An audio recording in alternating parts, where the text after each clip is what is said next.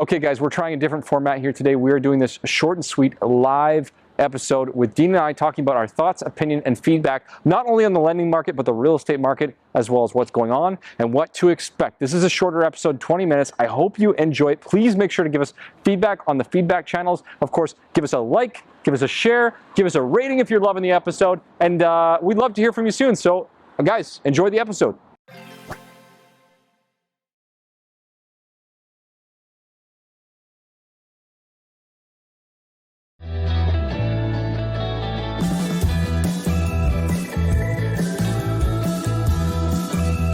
What's up, guys? You are listening to the YVR REMO show, where we talk all things Vancouver real estate and mortgages, take boring topics and make them interesting. Make sure to stay tuned to listen to everything you need to know how to put cash back in your pocket, create wealth in real estate, and simplify the complicated. All right, welcome back, ladies and gentlemen. We're trying something a little bit different here today, and we might end up doing this on a monthly basis, but we're going to try a little rapid fire, shorter walk time podcast. We're going to try to keep this to somewhere around 15 minutes. And what we're going to do here is we're going to riff on some topical trends, things that are going on in the marketplace, and what we're seeing. You know, the fact that we get an opportunity to help, hundreds of families every single month gives us a unique opportunity to talk to not only hundreds and hundreds of real estate agents, but also look at different trends as it pertains to people's finances, some of the challenges that people are facing, and more importantly, look at different ways to problem solve. And that's our big thing over here is we're not just mortgage brokers just to get mortgages. We're out here trying to find the unique ways that we can help people better navigate their finances. So we thought it would be key today to talk about something that's trending all over the news. I think every news article right now has gone from 180, man, like from literally, I don't know, like a month ago where everything was talking about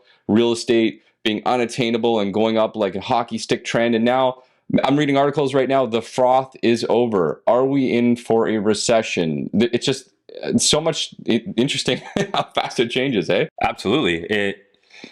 And that's just real estate. Like it's hard to ever really predict these things. They just kind of happen and it's just instant. There's nothing is slow or gradual about these changes. It's literally just the next day, everything is completely different. And so what do you got to do? What should you do? And like these stats that we're going to look at, or we've been looking at for the better part of the morning here, they can scare some people based on, hey, is the value of my home going down? Oh my gosh, what should I do? Or it could be really encouraging for people that are trying to get into the market, or people that are trying to buy more real estate. It could be really encouraging to see that maybe there's going to be a bit of a price reduction for some people. And so I guess, how do you look at it from both sides, and how do you take advantage of it from both sides? Yeah, I mean, okay, so let's just talk about what we're talking about here in terms of stats. So first and foremost, if you haven't been paying attention to the news of the real estate market, we tell you don't watch the news, so you're only listening to us anyways, right? Or some of the other local great podcasts that are out there. But nonetheless, we're talking about the fact that in the last 30 days, we're going to date ourselves today. So April to May of 2022, we're seeing quite literally double, triple, and 3 times quadruple the amount of houses or listings, that's properties for sale, on the market than we saw literally 2 months ago. It's actually a phenomenal occurrence. Looking back to January, for example, in one particular city of detached homes in Surrey, we saw 296 listings. We see 709, right? That's almost 3 times, sorry, not over, almost 3 times the amount of listings.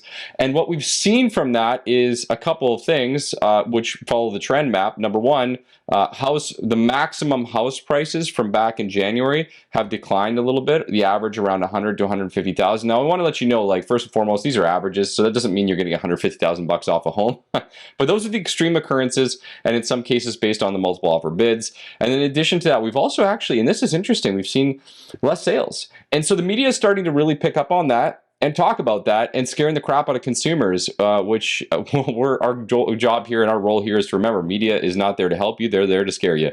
That's the goal. That's why you keep getting clicks. So, I mean, walking through that, I think it's a good idea for us to talk about why we're seeing, more properties listed. Why are we seeing less sales? And is this a trend that we expect to continue? Now, before I get into that, Dean, really quickly, I just want to let every listener know these are just our opinions formed based on information, education, and what we've seen in the marketplace. But have at her, Dean. What are we thinking that we're going to see here going forward? Based on these months, more inventory, less property being sold, what that tells me is there's probably less buyers out there and more sellers. So it's definitely becoming a balanced market quickly. And in fact, I wouldn't say it's a seller's market by any means, but we're definitely in a balanced market where in the past, you know, 2 years here, it's been 100% a seller's market in a big way. So, I've already seen it just in our business. We have seen a lot of our offers, almost all of our offers now have a subject to financing period where that was pretty much non-existent in the last, year and a half. We're seeing homes being sold at asking price or just below asking price. That was unheard of in the last, 18 months or so. So from that side of things, it definitely, obviously it screams opportunity to me. And how do you take advantage of that? That's kind of what we're talking about here. It's like, I mean, from my perspective, as somebody that wants to grow my portfolio as an investor, I'm looking at that. Okay, like this could be a good time to potentially find a deal. Yeah, no doubt. So speaking of that and talking a little bit about that, let's talk a little bit about the reasons why this could be happening, like you've mentioned right here. We talked a little bit about inventory. So, again, whether you're in the industry or not in the industry and listen to the podcast here, we're just going to try to highlight the specifics around how the inventory is affecting things and why we think that's not the only parameter. Now, there's conversations around fatigue. Buyer fatigue. People are exhausted. They've been out there searching and hunting. And we saw a lot of our buyers actually giving up between February to April. And, truthfully, it's only been, Dean, what do you say, the last week or so where we're getting a lot of these people that say, okay, I'm interested in talking again. Like, let's get back at it. So there was a little bit of a lag time. And these sales that we're looking at are based on the reported time. So, if someone's out there shopping right now and they haven't put their offer on a property or anything of that nature, obviously that's not reporting yet. So there was a buyer fatigue. The second thing is, I know we talked about this last year, but people are enjoying life again, man. Spring break happened, and I feel like that was the time, like after spring break, where we saw tons of people listing because their plan all along was let's put our property up for sale after spring break, after we're back from vacation. And then a lot of buyers, on the other hand, where that was when they hit their fatigue points. They were just like, you know what, like screw it. I'm going to go to, how many people I know that are in Mexico or Europe or something like that right now? It's wild. So you combine those two forces, along with the fact that we've seen interest rates increase. Now, we talk about rates all the time. I mean, everything is relative. There is an impact to the bottom line, but at the end of the day, most people can still afford it. However, that is still impactful for a lot of people. When they saw the average fixed rate loan in January was around 2.7, 2.8, right? That's a $462 payment on $100,000. So $462, $100,000. Those same people, if they waited until now, this is interesting. To today's fixed rates over 4%, you're looking at a monthly payment about $536 for every $100,000. So quantifying that, basically, we're looking at another $65 to $70 for every $100,000 as a borrower. So, if you could afford $600,000 before, now you afford $500,000. So I think there's a lot of factors at play, right? So we talked about fatigue, talked a little bit about, market conditions, but again, the interest rate does have some consideration or has some impact to it. It was almost like the perfect storm, like really the perfect storm. And I know I jumped off your note about the investor, but we'll get back on that. I mean, I'll just touch on rates. I actually do think the rates do have a big impact here. And one of the reasons why, we've definitely seen, obviously, sales have slowed down, and we started to see these, this big shift in interest rates. It really kind of picked up in March, of course, right, when the last rate change happened with the federal government. And again, we're time stamping this, but like here, you look at rates, it is going to impact the market. That is a tool that the government, it's one of the only tools the government has to really, try to slow things down from the inflation side of things. And then, of course, that's going to impact the real estate market. But one thing that we got to keep in mind is that a lot of people have had rate holds, pre-approval rate holds in place. And so the last month and probably the next month, we're going to see more activity because those people are motivated to activate those rate holds.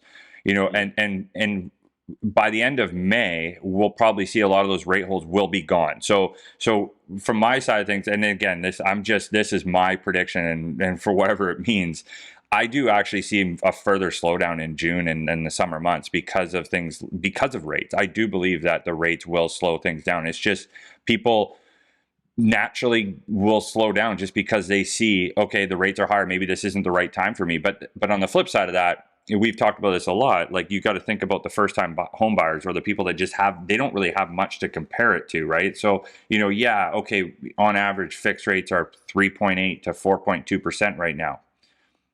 Well, what does a first-time home buyer have to compare that to?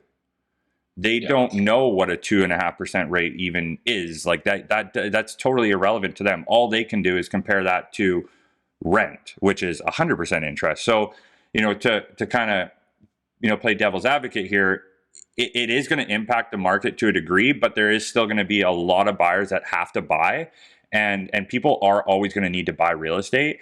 And the problem here in our country is inventory. That is an issue, and as a country, we're not going to fix that anytime soon.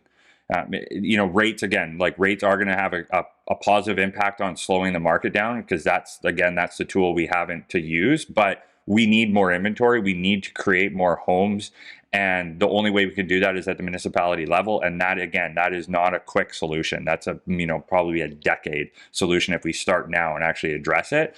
So what I see is I do see a further slowdown, but I don't see our housing crashing by any means, like not even close. Well, let's just quickly riff on opportunities in the down, quote unquote, down market. So first and foremost, if you're trying to qualify for a fixed rate loan right now, you're probably qualifying for less than you could. So definitely make sure you're aware of that, because you can qualify for a variable and you can qualify for probably 10% more, like crazy difference right now, depending on the length of the term and amortization. Remember, a stress test rate is at 5.25%, and if you're taking a 5-year fixed at 4.5%, you're stressed at 6.5%. So it's a huge difference in how much you qualify for, right?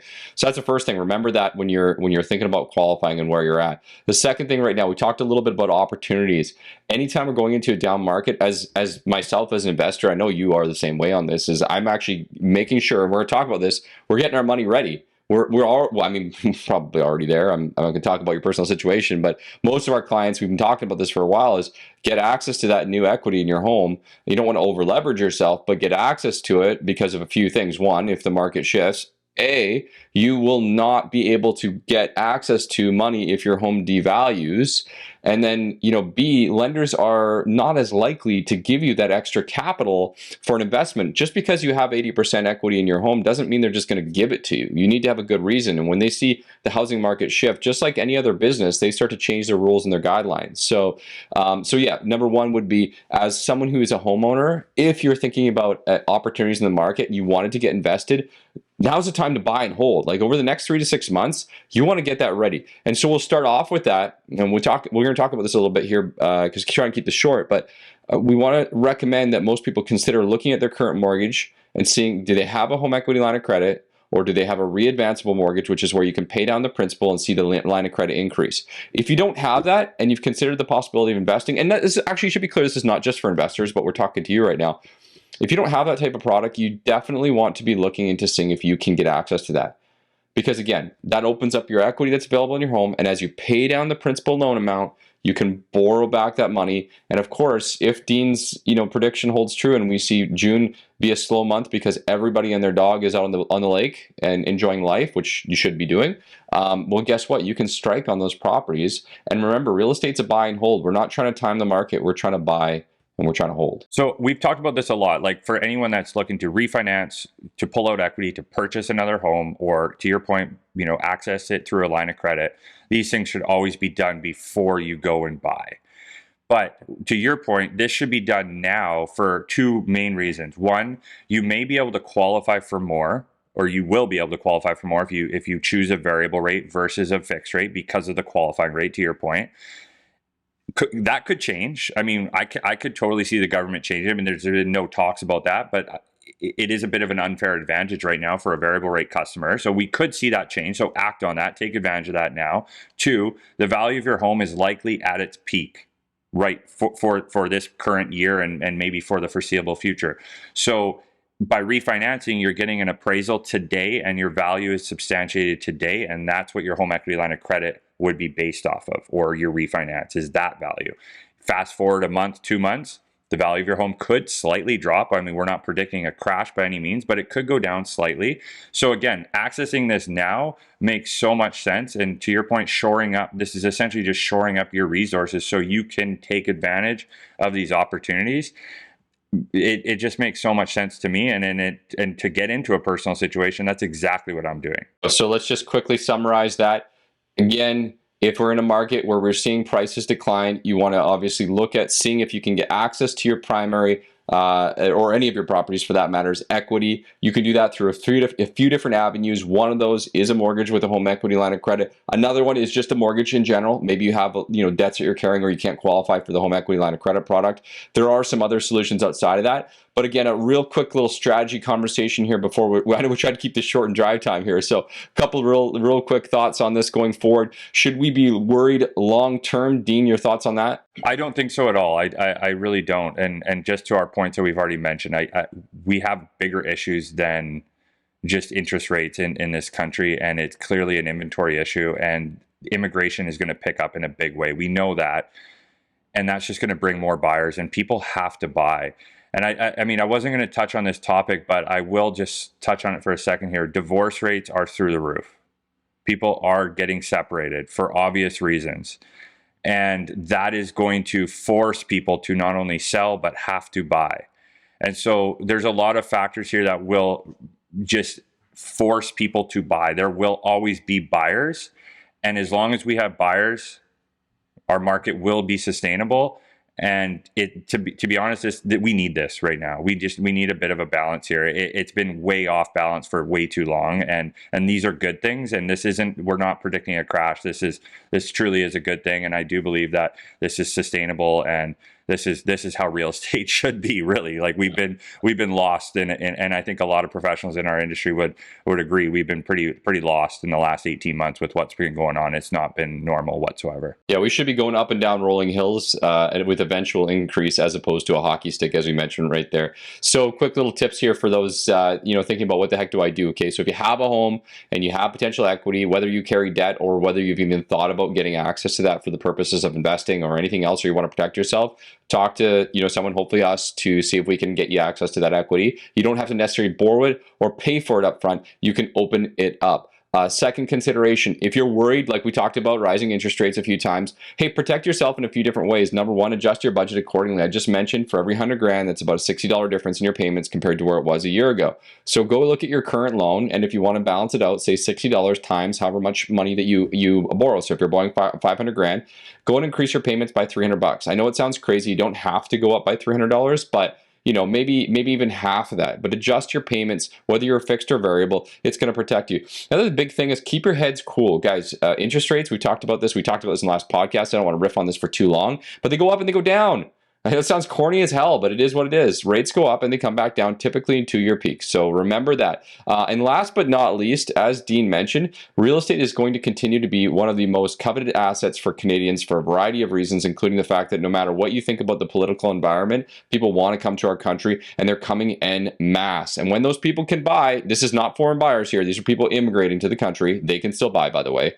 When they come, guess what? They want to own real estate. Historically speaking, people have wanted to, and I talk to people like this all day long. To Dean's point, 6 months from now, nobody will even remember what the rates were 6 months from before. And so again, all those buyers that we're talking about are back in the marketplace. So you have a potential opportunity. If you're going to buy and you're going to hold for 3, 5, 7 years, you're going to do great. You're going to do fantastic. Some of the most intelligent investors that I know buy in these types of environments because they're seeing other people walk away. And that's the last thing I'll leave you with is before, so 6 months ago or 4 months ago, there was just such a limited amount to choose from. You just had to pick whatever was available, not knowing when this would actually happen. Now, on the bright side, yeah, you might be paying more for a year or 2 years from an interest cost perspective, but the cost of the unit and the actual unit you're getting, or house or land or whatever it is, you get to pick one that you want now. Like, how cool is that?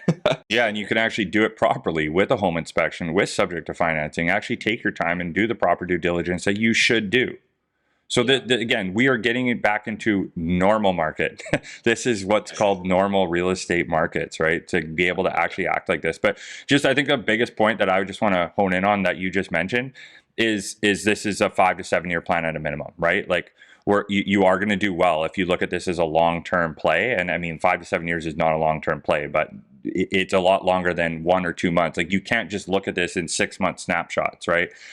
This is a long-term play, and as long as you're purchasing real estate for the long-term vision, you are going to do well. you will do well here. Absolutely. Listen, we're going to continue to talk about real estate investing, lots of opportunities. We've got more and more guests coming up in the next few weeks. Guys, shoot us some messages over to our Instagram page at the YVR REMO Show at Thrive Mortgage Co. We'd love to hear more from you and what you'd like to see on the show. Aside from that, guys, I hope you have a fantastic day, fantastic drive, and let us know what you think about the new format. See you soon.